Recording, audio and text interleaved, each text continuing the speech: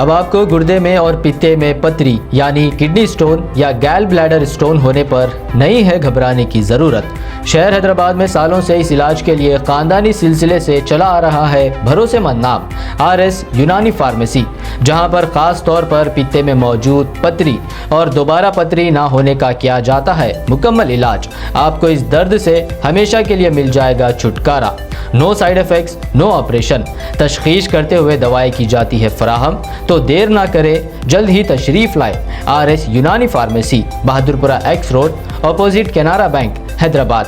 मज़ीद तफसीलात के लिए रब्त करें 9390610436 पर।